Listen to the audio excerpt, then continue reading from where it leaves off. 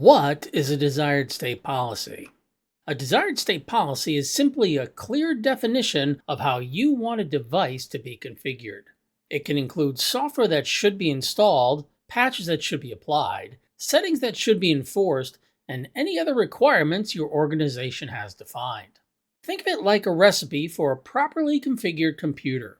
It tells Aiden what the finished result should look like. When AidenBot runs, it compares the device's current condition against that desired state policy. What's missing, outdated, or incorrectly configured. From there, AidenBot creates the steps needed to bring that device into compliance and make sure those steps happen in the correct order, accounting for dependencies, updates, installation requirements, and anything else needed for successful deployment or remediation.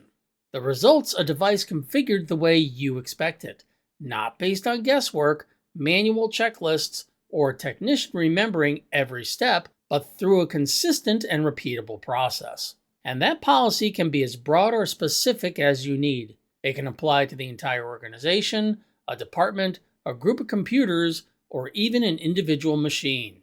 In plain English, a desired state policy tells Aiden what correct looks like. AidenBot checks the device, figures out what needs to change, and brings it into alignment with that policy.